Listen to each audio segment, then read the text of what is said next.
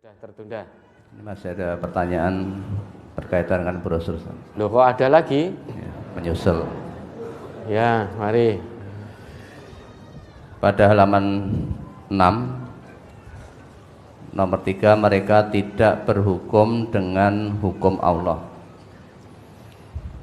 Di akhir surat Al-Maidah ayat 44, 45 dan 47 disebutkan barang siapa yang tidak memutuskan menurut apa yang diturunkan Allah, maka mereka adalah orang-orang yang kafir, orang-orang yang zalim dan juga orang-orang yang fasik. Pertanyaan, bagaimana dengan hakim di suatu negeri yang tidak memutuskan suatu perkara dengan hukum Allah?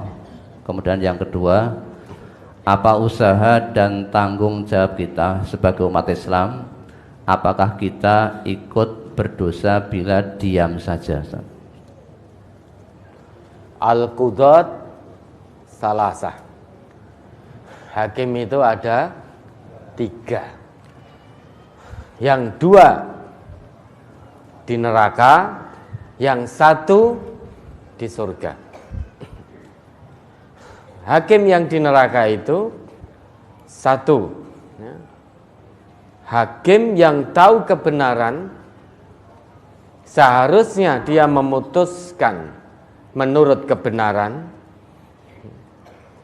namun dia memutuskan lain dari kebenaran. Dan itu terjadi. Hakim tahu harusnya yang benar fulan, namun karena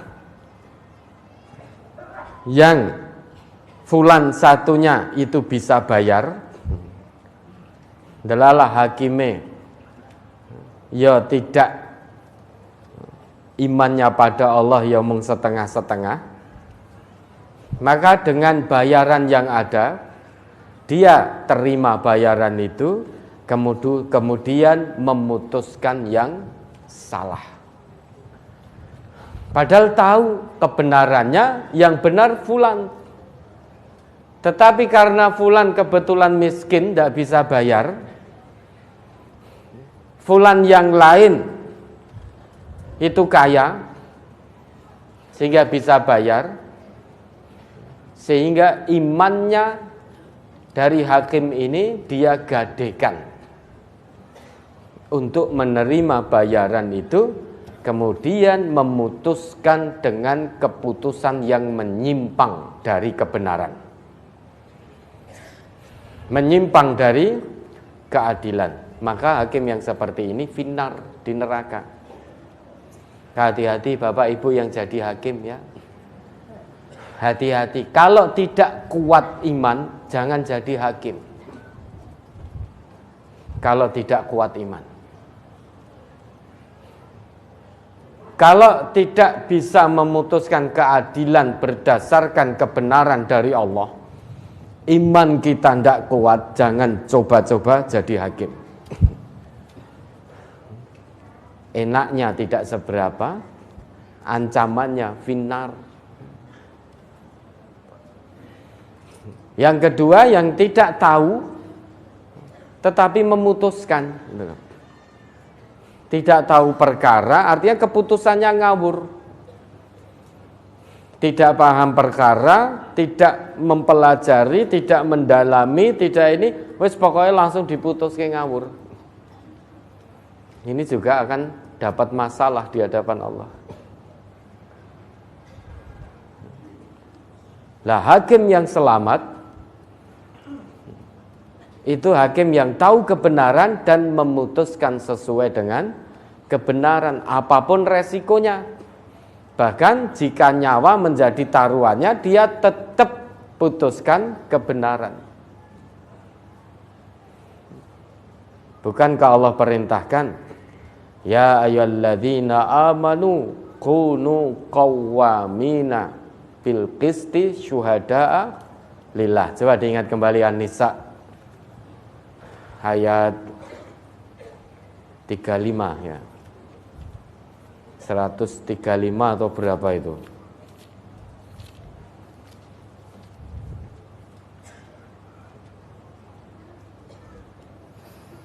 An-Nisa ayat 135.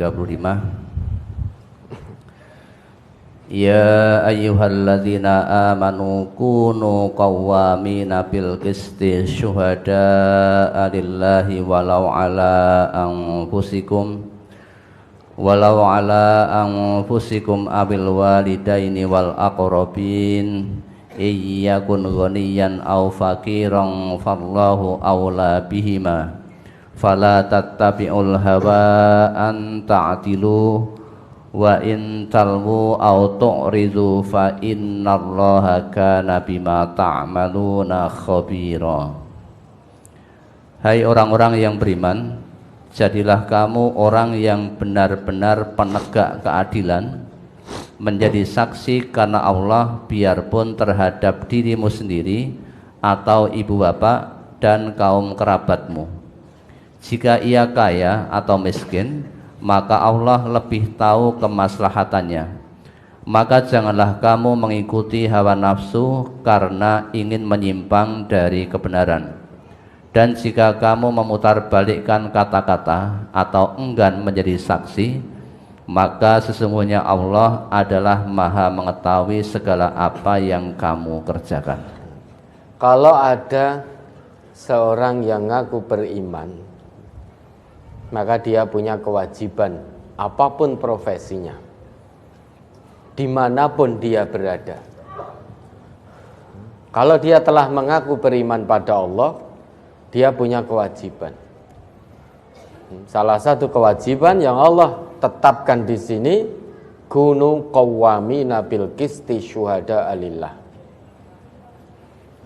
Dia harus benar-benar menjadi penegak keadilan dan menjadi saksinya Allah, bukan saksinya setan. Konsekuensi dari pengakuan iman, dimanapun dia berada, apapun profesi dunianya, maka dia harus benar-benar menjadi penegak keadilan dinullah, benar-benar menjadi saksi karena Allah. Menjadi saksinya Allah, bukan menjadi saksinya setan. Meskipun terhadap dirinya sendiri, dia harus benar-benar adil terhadap dirinya. Kalau memang ucapan dan perbuatannya menyimpang, maka dia harus taslim pada kebenaran agama Allah. Terhadap dirinya saja wajib untuk menegakkan keadilan dan wajib menjadi saksinya Allah, apalagi terhadap orang lain. Terhadap diri sendiri, kedua orang tua, wal walidain itu orang tua kandung. Sekalipun itu kedua orang tua kandungmu, kalau memang kedua orang tua kandungmu menyimpang dari kebenaran agama Allah, maka yang hak katakan yang hak, batil tetap katakan batil. Kemudian wal aqrabin, kerabat. Terhadap diri sendiri, kedua orang tua kandung, kemudian karib kerabat, itu wajib bagi orang yang beriman untuk menjadi penegak-penegak keadilan. Jangan lantas itu karib kerabatnya dibela membabi buta. Punya perselisihan dengan tetangga misalkan, orang tua kandungnya menyerobot tanah sejengkal milik tetangga. Kebetulan kita sebagai anak kandung tahu bahwa itu tanah milik tetangga. Jangan lantas hanya gara-gara itu orang tua kita bela membabi buta. Kita salah-salahkan tetangga. Ini kalau dilakukan berarti kita tidak adil. Kalau dilakukan berarti kita menjadi saksinya setan karena membela kebatilan. Padahal orang yang beriman itu harus membela kebenaran dan keadilan. bukan membela kebatilan dan bukan pula membela yang bayar. Maka di situ Allah tegaskan, iyyakun ghaniyan au faqiran fallahu aula bihima. Jika yang tergugat atau terdakwa itu orang kaya atau orang miskin, itu Allah yang lebih mengetahui, maha mengetahui. Misalkan terdakwanya orang kaya, nah, kita jadi seorang hakim, meski akan dibayar sebanyak apapun, kalau memang terdakwa ini menyimpang dari kebenaran, kalau iman kita masih ingin dianggap, ingin dinilai oleh Allah, ya, putuskan sesuai dengan kebenaran. Meskipun terdakwa orang kaya raya, bisa membayar, bisa transfer ke rekening kita, bisa beri amplop, enek isine tapi amplop kosong untuk apa kan itu. Ini mungkin dibayar 1 juta, ada hakim tetap tegas, Pak Hakim 1 juta, enggak, kamu tetap salah. Kebenaran mengatakan ini, kamu yang salah. Keadilan mengatakan ini. 10 juta Pak Hakim, tetap salah kamu. 100 juta, tetap salah. 1 miliar, ya saya istikharah dulu. Ya, bareng 1 miliar, saya istikharah dulu. Luntur imannya. Tergade dengan uang. Hakim yang seperti ini finar sudah. Finar. Biasanya hakim itu atau siapapun yang memutuskan perkara itu kalau ingin menutupi kebenaran karena membela yang bayar, menutupi kebenaran karena membela karib kerabatnya, itu biasanya dia akan memutarbalikkan fakta. Kebenarannya A, dia katakan B. Kebenarannya B, dia katakan A. Diputarbalikkan faktanya. Memutarbalikkan kata-kata. Dan ternyata oleh Allah di sini dikatakan wa intalwu, jika kamu memutarbalikkan kata-kata untuk menutupi kebenaran dan keadilan. Wa tu'ridu au tu'ridu, kamu enggan menjadi saksinya Allah. Menjadi saksinya Allah itu berarti berani menjadi saksi kebenaran dan keadilan. Kalau ternyata dapat amanah, punya kewenangan untuk memutuskan, maka dia berani memutuskan tentang kebenaran dan keadilan siapapun yang sedang dihadapi. Bukan malah memutarbalikkan kata-kata. Kalau itu dilakukan, dia memilih menjadi saksinya setan, karena imannya tergade dengan bayaran, imannya tergade dengan hubungan kedekatan, maka fa innallaha kana bima ta'maluna khabira. Sesungguhnya Allah maha teliti atas apa yang kamu kerjakan. Akan dapat balasannya dunia akhirat. Akan dapat siksaannya dunia akhirat. Oleh sebab itu, fala tattabi'ul hawa an ta'dilu. Jangan kamu turuti hawa nafsunya untuk menyimpang dari kebenaran Allah. Jangan kamu turuti hawa nafsumu untuk menyimpang dari keadilan agama Allah. Jangan kamu turuti hawa nafsumu untuk menjadi saksinya setan. Nah, ini ketentuan dari Allah, tinggal jalankan, if'al. do it, nah gitu kan, do it, kerjakan, jangan ditawar-tawar. Lah bagaimana kita tahu kebatilan dipertontonkan, kemungkaran dipertontonkan? Kalau kita diam saja, dalam arti nasihat-nasihat juga kita tidak berikan, hanya masa bodoh, berarti kita pun juga rela untuk menerima imbas dari perbuatan mereka. Akan dimatikan semua oleh Allah, diganti dengan generasi yang baru. Maka kata Allah, wattaqu fitnatal la tusibannal ladzina dzalamu minkum khassah. Saya ingat kembali ayatnya.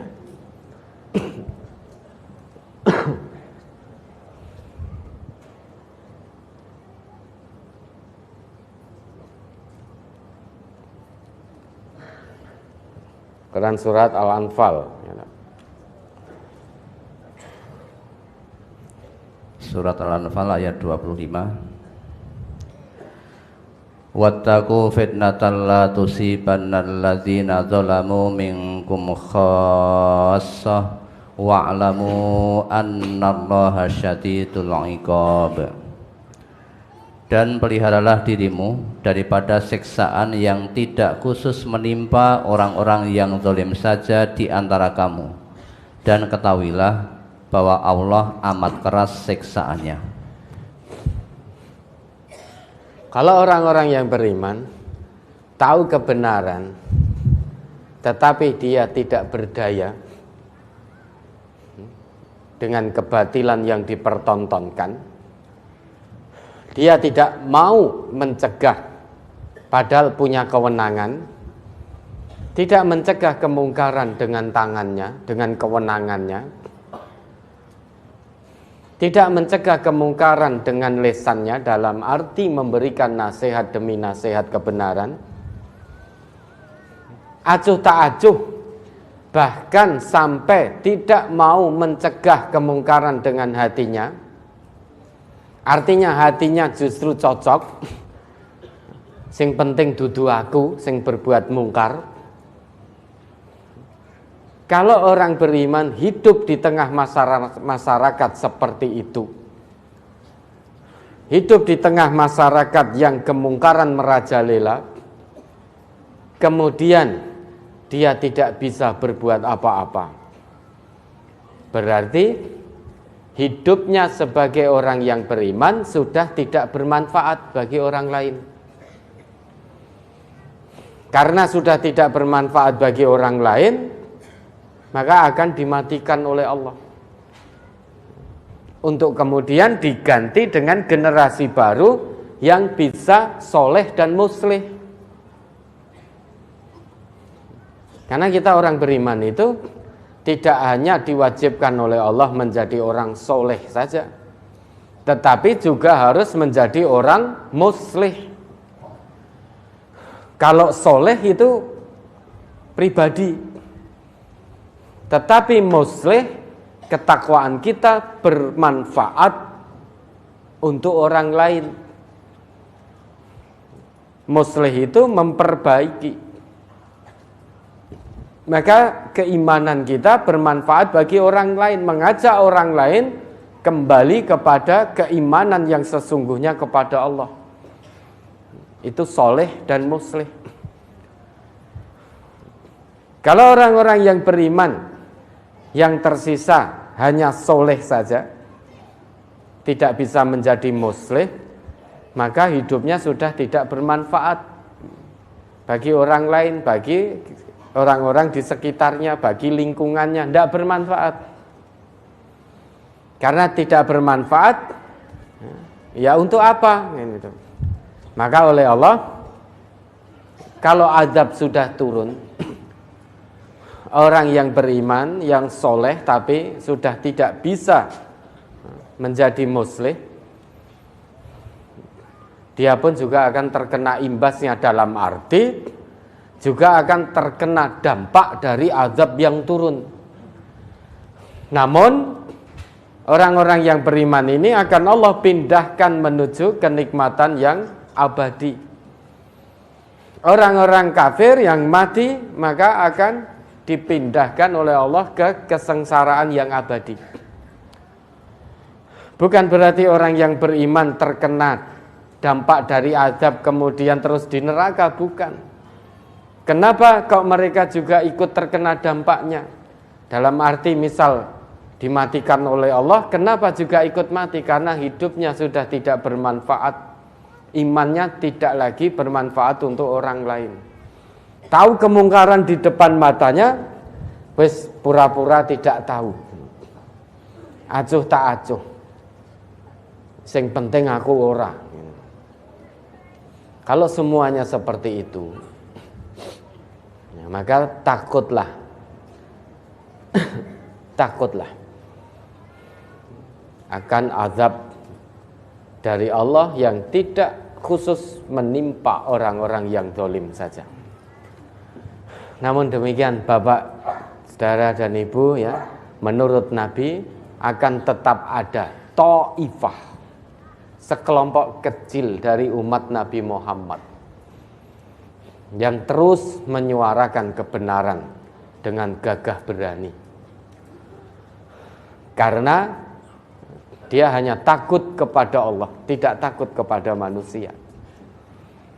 Pengakuan Nabi kita, la tazalu min ummati ta'ifatun qa'imatan bi amrillah la yadurruhum man khadalahum au khalafahum hatta ya'tiya amrullah wa hum zahiruna 'alan nas.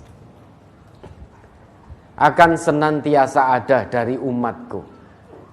La tazalu, akan senantiasa ada min ummati, dari umatku, ta'ifatun, sekelompok kecil. Ta'ifah ini sekelompok kecil. Kalau kelompok besar itu nafar. Jumlah di bawah nafar itu firqah. Jumlah yang lebih kecil lagi itu ta'ifah.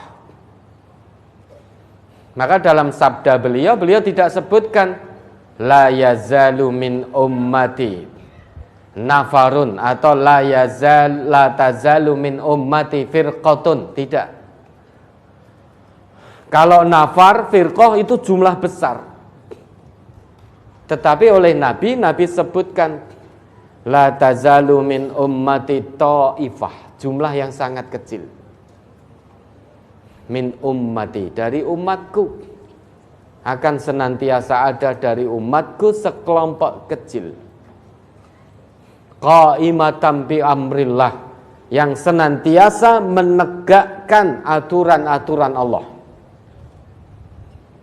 La yadurruhum, tidak ada yang bisa menimpakan madarat kepada mereka.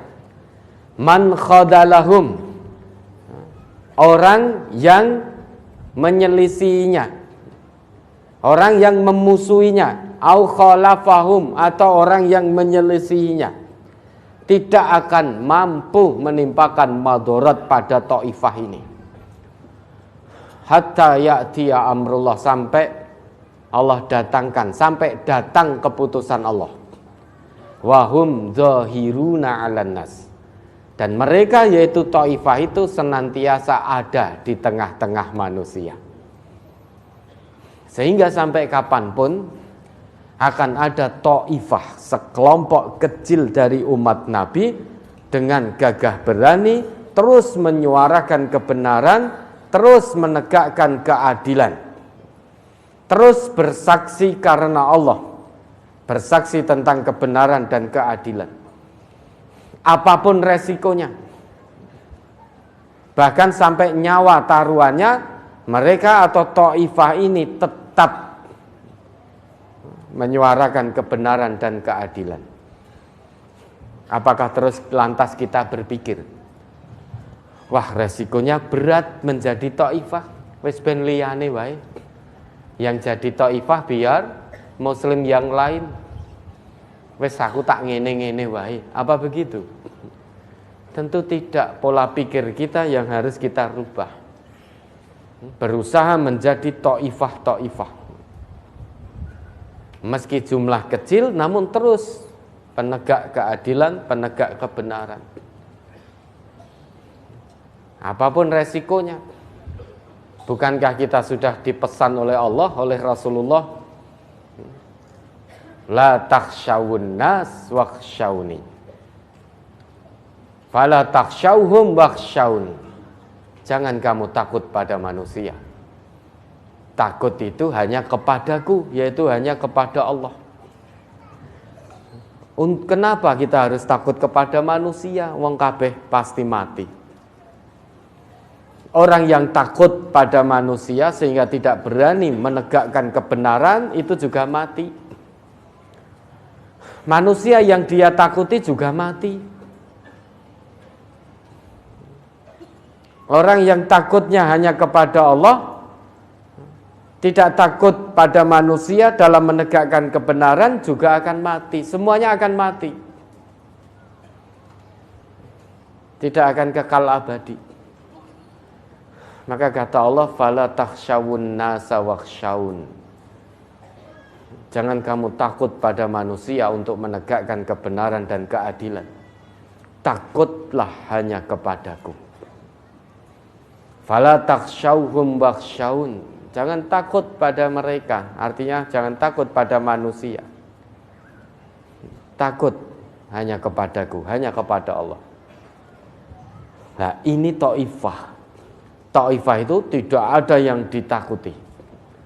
Yang ditakuti hanya Allah. Itu ta'ifah.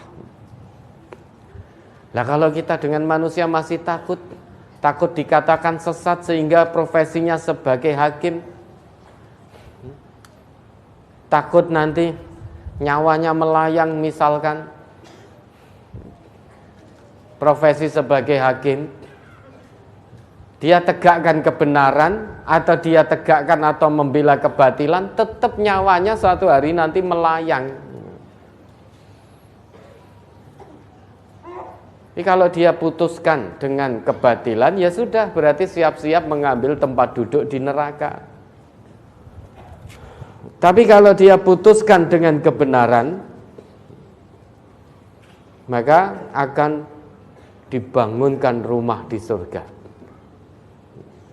Wis toh, mau membela kebenaran, mau membela kebatilan, semuanya mati, is dead.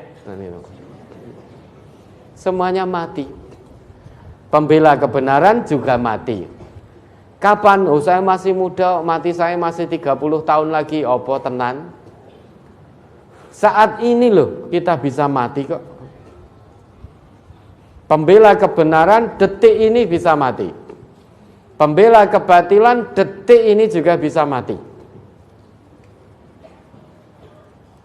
Maka hakim yang membela yang bayar, itu kan berarti dia memikirkan cara untuk bagaimana hidup yang baik. Tetapi dia lupa bagaimana cara mati yang baik. Dengan dia membela yang bayar, membela kebatilan, berarti dia sudah memilih cara mati yang buruk, bukan cara mati yang baik. Nah, makanya kita bagaimana? Sudah, kalau panjenengan punya kewenangan, misalkan sebagai pimpinan, mendapat amanah pimpinan di negeri ini, pimpinan apapun lah, atau mendapat amanah ketua RT, ketua RW, putuskan dengan kebenaran dan keadilan. Jadi lurah, jadi anggota dewan, jadi pejabat negeri, jadi menteri, jadi presiden, putuskan sesuai dengan kebenaran. Kalau masih ingin imannya ada, mendapat nilai di sisi Allah. Memimpinlah dengan kebenaran. Memimpin dengan kebenaran, karena akan dipertanggungjawabkan di hadapan Allah. Kullukum ra'in wa kullukum mas'ulun an ra'iyatih. Setiap dari kalian itu adalah pemimpin. Orang Islam dimanapun dia adalah pemimpin. Dan setiap pemimpin akan ada pertanggungjawaban di hadapan Allah tentang kepemimpinannya. Maka memimpinlah sesuai dengan kebenaran dan keadilan yang datangnya dari Allah. Dan Rasulullah sudah memberikan contoh kepada kita asas kepemimpinan yang diridhoi oleh Allah. Yang benar katakan benar, yang batil katakan batil. Jangan dibolak-balik. Jangan memutar kata-kata untuk membela yang batil dan menyalahkan yang hak. Yang hak tetap hak, karena yang hak di sisi Allah selamanya tetap hak. Yang batil di sisi Allah selamanya tetap batil. Kalau kita tidak punya kewenangan, maka dengan lisan, dengan nasihat-nasihat disuarakan. Termasuk majelis-majelis ilmu, majelis-majelis taklim itu kan memberikan nasihat kebenaran. Landasannya Quran, landasannya sunnah. Oh, menurut Allah begini, menurut Rasulullah begini. Itu untuk menasehati diri kita sendiri dan untuk menasehati siapapun yang mendengarkan. Kalau itu pun kita juga tidak ada kemampuan, maka dengan hati kita. Dalam arti dengan hati itu jangan ikut-ikutan. Meskipun nanti jenengan datang orang membawa uang yang bertumpuk-tumpuk, jenengan jangan ikut-ikutan untuk memutuskan yang benar menjadi batil, yang batil menjadi hak. Dengan mencegah kemungkaran dengan hati, dalam arti kita tidak ikut-ikutan, dalam arti hati kita, diri kita benci terhadap perbuatan itu. Ya, mudah-mudahan bisa